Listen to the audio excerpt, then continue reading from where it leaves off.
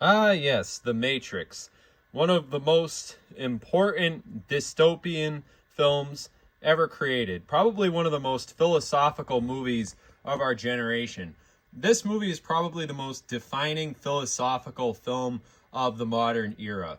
And this is going to be a review and an assessment and a scene by scene analysis of The Matrix. I bought The Matrix on VHS for this reason, so enjoy this perspective on this great legendary film. Now, this movie's aged very, very, very well in terms of its philosophical concepts, and I would honestly recommend taking a second look at the sequels as well, namely the second and the third Matrix films. The Matrix trilogy, in and of itself, is really unparalleled when it comes to sci-fi dystopia in general. And oftentimes we overlook the fact that the special effects in this film were completely groundbreaking for the time.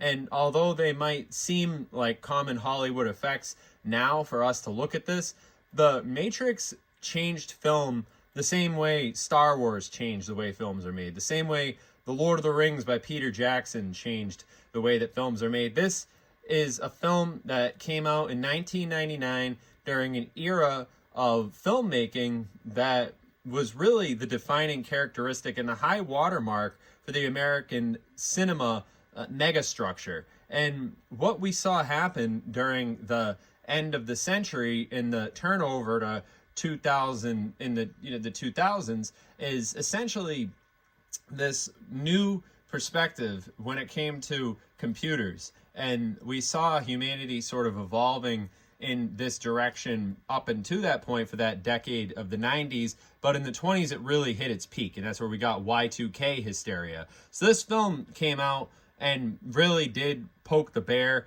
in terms of that Y2K hysteria, and rightfully so. I mean, people should have been having these conversations a long time ago, but The Matrix really sparked the conversation about simulation theory and the nature of human evolution alongside the internet. So what we have here is, of course, the White Rabbit. We have Neo seeing the different symbolism. Of course, right now he's existing inside of the simulation. It's essentially, it's a lot similar to Zion iconography that you see when he's going through his club scene and stuff like that. Later on in the movie, we get later on in the franchise, we get existed to like this world where they're all having this like orgy, and it's like a perpetual thing about like humans, and then this is sort of like the machine's interpretation of that. So we're going to get into the different hypocritical messages and and sort of the tangents that the Matrix opens up for us as the film progresses, because it's a film that's full of contradiction, the same way that a computer is full of viruses and the way that a computer is full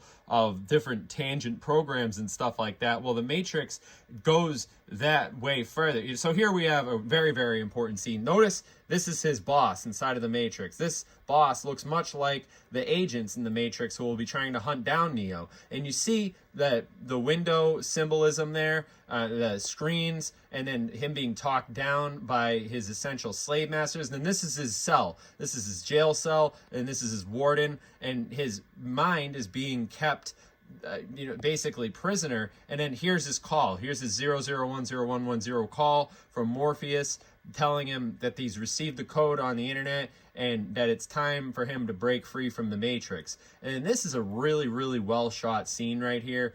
This is where the agents are being led around the Matrix, and Neo's being instructed by a person who's like a programmer, basically a hacker, telling him how to navigate through the different programs and all the different things that he needs to do. But you'd imagine right here is essentially his consciousness is existing inside of the computer for these scenes. So with him running around right here, you can imagine that he really is playing a video game. And I think they kind of overdid that concept with the more recent Matrix movies, which I haven't seen 4 yet. But he is playing a video game. I mean, he's a character. He's running around his social media algorithm, and he's trying to avoid the moderators. But the moderators coming for him, and now the guy's telling him, "Okay, here you go. Send $40,000 in Bitcoin to this wallet address." And basically that's like the equivalent of falling off a thing and putting your trust in the customer service representative in India who's talking to you. So they're taking away his partners and stuff. They arrest people to making it. They're arresting him, and now he's in digital jail. He's in the Facebook gulag now. Now he's been moderated. We're looking at Neo here, and of course, Agent Smith and all that. I gotta keep this thing fast forwarded. Yeah, so he's, now they're interrogating him and they're trying to get him to give up his user data. So now here, we know that in modern times when people download apps, they have to agree to terms of service and stuff like that. So here they're trying to get him to agree to new terms of service. And it's funny that he cites the American Constitution here, because right now in history, it's sort of like the American internet is the last vestige of hope, essentially, for freedom of speech on the internet. And here we have sort of the play of what's going on Twitter right now, the embodiment of that, the prognostication that's given to us by this 1999 film of this standoff between the freedom of speech loving internet user who wants it not to be moderated, and then the centralized body of control, the platform owners and stuff. And he rejects censorship, and this is their first combat. This is the first time that the two hackers meet, and it's a debate. They're basically they're still in the Matrix in this scene, and Neo right here is explaining to him, it's basically them meeting in the chat for the first time. And then, they show him that they have power over him inside of it. And it's like intimidation, much the same way that they try to intimidate everybody who's trapped inside of either the metaphysical matrix or the computer matrix, what have you. But anyway, they give him a virus. They give him a bug, a computer virus. And then he wakes up because he's glitched out of that. And now he's still in the matrix. He hasn't left. He's still in that same room. I mean, he was never in that room to begin with. He's in a pod. He's hooked up to a computer, and his brain is running all this because it's essentially the neural link. He's hooked up to the neural link, and then his brain is being used to basically used for the bandwidth issue. His brain power is being used for computational purposes to run the Matrix program, and then he's kept distracted in here by fear and this maze that they have him go through. But Trinity and these other Matrix escapees are all trying to wake him up, but it's very difficult to put on those They Live glasses. They point out the old Matrix program that he could go run again, the default outdated program, and he knows what's down that thing. It's the same simulation, but what they're offering him is a way out. They're offering him, they got to put a new virus in him. He has to subject himself to this entire new world, this entire new computer language, essentially, is what gets introduced. And notice his name's Neo, which means one, and her name's Trinity, and the other guy's name's Morpheus, and we've got Cypher, and all these are gamer tags. All these are ats. These are all their profile names. And you'll notice that is a phenomenon that's carried on as the internet's become more of an everyday thing since 1999. Now we all call each other by it. Now we have Morpheus. That's a great scene there too, of course. You can't. So yeah, we have Morpheus. They're shaking hands and finally meeting. It's sort of a formality because they exist inside the Matrix. They're both plugged in. But now we have the most important, critical, iconic scene from the Matrix right here. We have Morpheus. He's going to give him the decision that we are all faced with now. Are you going to go with the centralized Silicon Valley, old, Facebook, YouTube, internet, or are you going to break off? Are you going to go on Odyssey? Are you going to go on BitChute? Are you going to go on websites that are off the plantation? So he's, and it's sort of an ideological decision at its root and core as well. And it's exactly what the root of this movie is based on. And the entire franchise branches from here. This is actually the start of the movie The Matrix. And this actually right here, this fundamental decision of being offered to be red-pilled or blue-pilled by Morpheus, this is the question right here of whether or not Neo is actually going to break free from the Matrix by making this decision, or is he going to enter into a simulated Matrix, basically information feedback loop, which we find out later is that being the chosen one is actually just entering into a new program, which is a more sophisticated Matrix that's basically like a blockchain matrix rather than just like a mainline centralized internet matrix that the normal people are used to.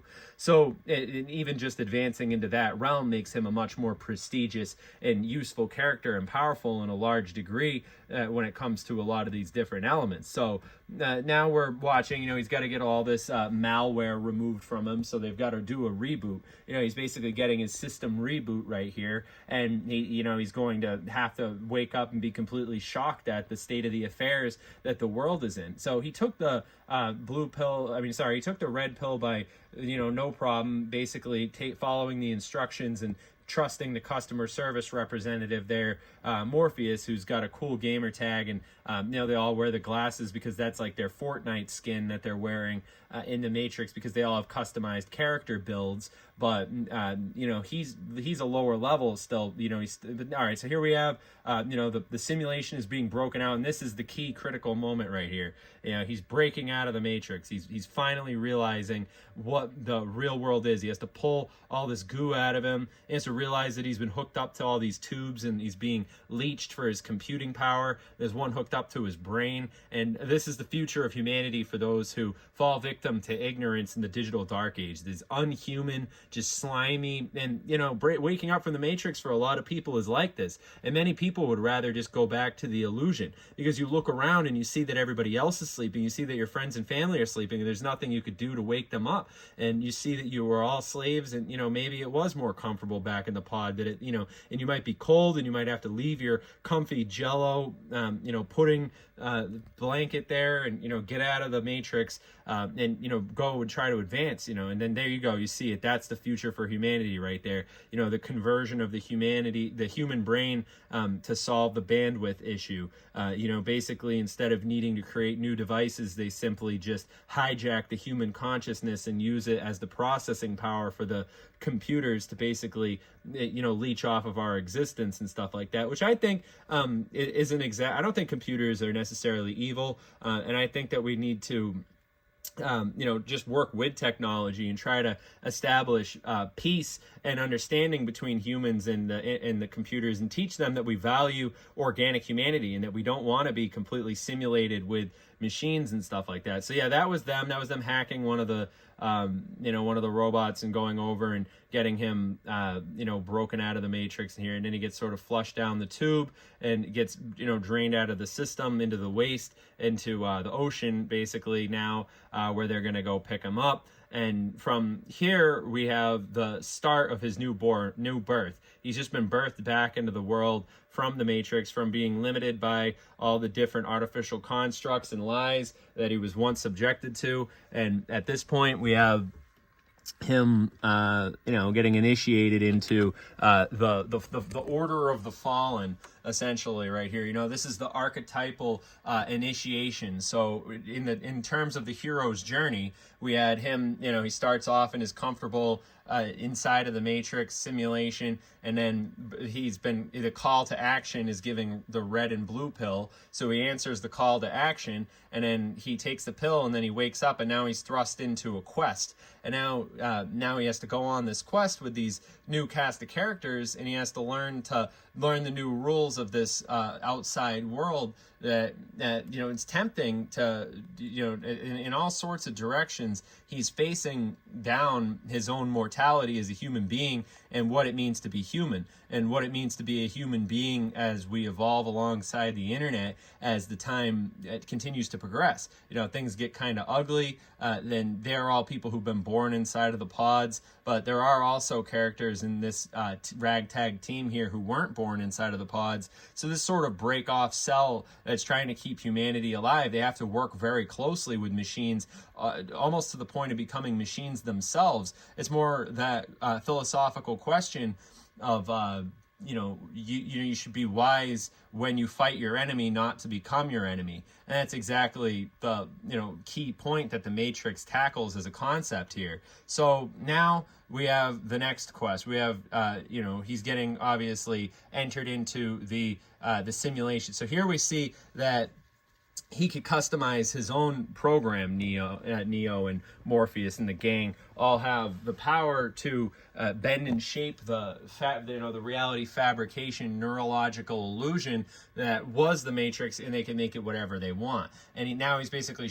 getting him up to speed on what's been going on while he's been existing in sort of this censored side of the internet. But now they've got the TV in front of him, and they could run the History Channel, essentially the true History Channel, to show him what the world looks like. And that's sort of a problem that a lot of people are running into today, is that they're stuck on mainstream media and all those different things. And then finally it needs to take somebody who's already broken out of the Matrix, who's aware of cryptocurrency or whatever, or aware of InfoWars or what have you. They're initiated in some capacity to a side of the internet that's taboo, and then they bring their friend who might be just like dependent on the system, a doctor, a lawyer, have like some sort of job, and they show them the harsh reality of the the non-human agenda, essentially.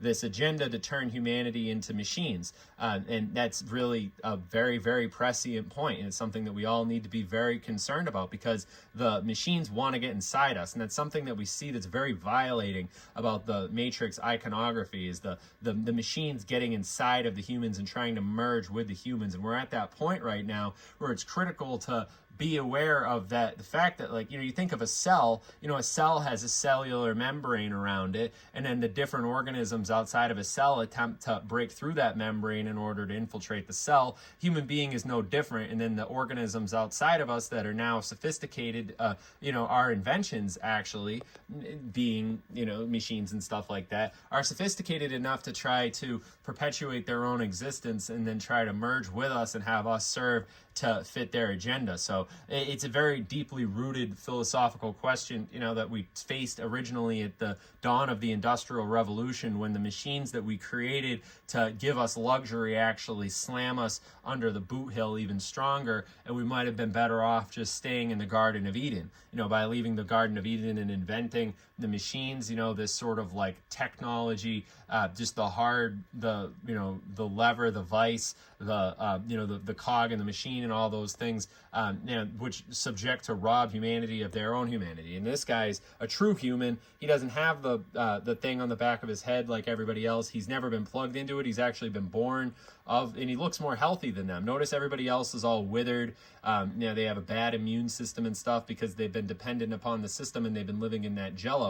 But this guy's all jacked and stuff because he was an organic. He's a real human being. He's a representative of what a human being looks like when they're able to fulfill their full potential. But he also is just like a computer himself, because he's the guy who grew up, knowing coding and stuff. He's like the universal archetypal hacker. So he's downloading him when he's, going to teach him kung fu and stuff like that. Now they're training Neo, with all the different makeup, makeups of what the, essentially fighting the viruses and stuff, and the different programs within the system are going to require a very new skill set. So that's what we have here, a little kung fu montage and the introduction of that that famous thing that's going to happen here, which is the slow motion kick and all this different karate moves that we see, which were innovative for their time and have been really copied to no end. And it's kind of difficult to watch the action aspect of this movie, honestly. It hasn't, in my mind, the action hasn't really aged perfectly. It's more the philosophical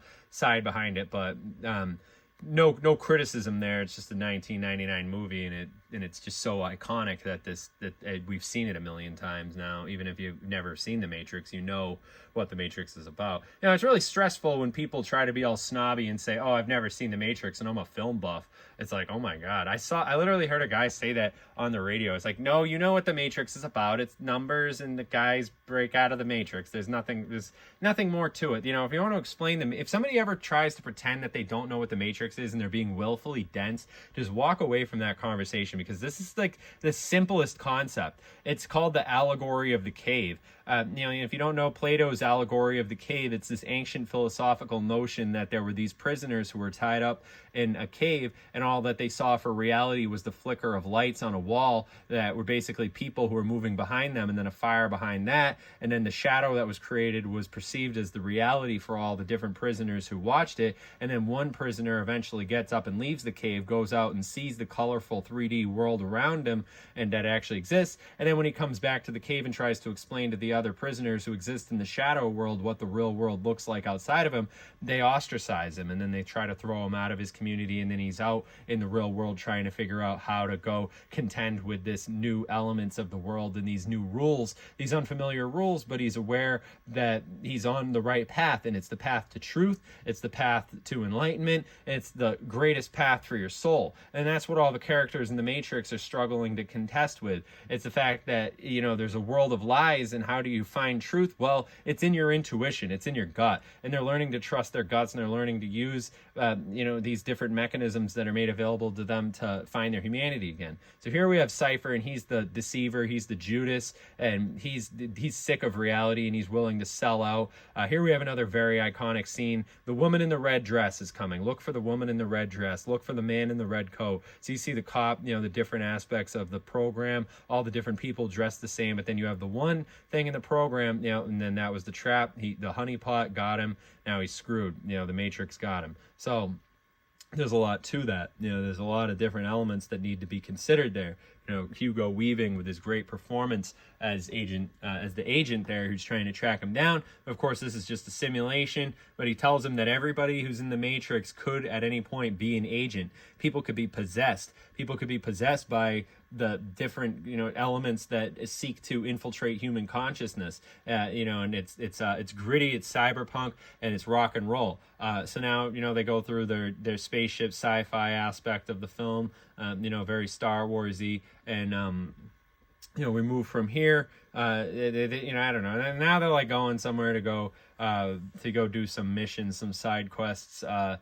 You know, there's like certain scenes in the Matrix that deserve like hours and hours of study, and there's other ones that are like a 1999 action movie, and there's nothing wrong with that. I mean, this was a blockbuster film. This is when like moviegoers would go flock to the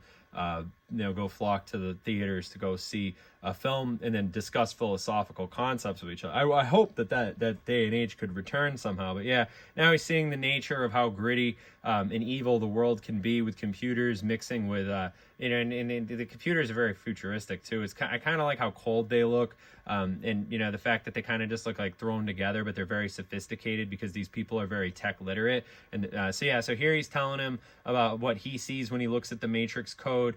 Cypher sees them, and he can decrypt the code just by looking at it. So he sees the code and he knows what the people who are living in that simulated code. So every time you see that Matrix code, that's the reality that people are stuck in. And Cypher can decrypt the code. That's why his name is Cypher, because he's a cipher decryptor. Like you see cryptocurrency, you know, you're able to decrypt the code and then you can unlock practically anything. So here he's telling him, you know, about his temptations to just go live in the code, and then, you know, ignorance is bliss sort of thing. And that's exactly what's going on right here. You know, Cypher is being corrupted and sold out by the agents and so forth, and selling himself over to the Matrix because his perception is that existence is a burden. He doesn't want to eat that pasty slop that they're all eating and just to survive and fight the revolution. He'd rather live like a king in a simulated eternity where he's just like the luckiest man in the world winning the lottery every single day. And I think plenty of people are disgusting enough where they would be a Cypher, and it is tempting, you know, and that's the infinite Judas. You know, that's honestly like the opposite of Christ consciousness if you really want to get right down to it. You know, it's Judas, you know, and then Neo is sort of like an archetypal I guess you could call him a Christ figure. I don't know if it fits one-to-one, but it is there. All of them, I think, probably do have biblical allegory behind them that you could read into, but this isn't that video. You have to go somewhere else for that, but it's certainly something worth looking into, because the people who wrote this film are very smart, and everything in here is an Easter egg, and even right down to the shape of the actors' bodies, everything here is very deliberate. So what we see, you know, there's the Matrix again. That's people's lives existing as, you know, an illusion, and we go from here, and now it's time for a real test. You know, now it's time to see. So now they're in the Matrix again. This is, and obviously they're all dressed up now. You know, this is what it's like when they go into the Matrix, and he's seeing what it's like to be back in it, you know, now as a professional.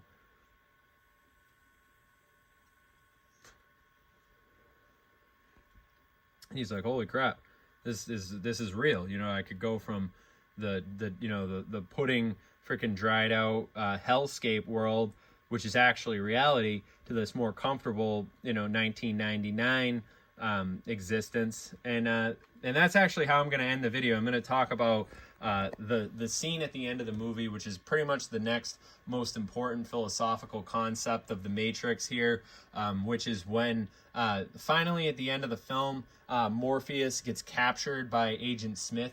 And then Agent Smith has this conversation with Morpheus telling him that humanity couldn't handle the Garden of Eden, essentially, that the Matrix had to be created to burden humanity because we're we're flawed, and we need to we need a test, and that's why things exist the way that they do. So here we have Neo is visiting the Oracle. So you hear, now this is another very, very iconic and critical scene. There is no spoon. The kid's able to bend spoon. He's a gift. He's a gifted prodigy, but Neo can't bend the spoon yet. You know, the kid says, you know, it said, try not to think that there, about bending the spoon, try to think that there was no spoon to begin with.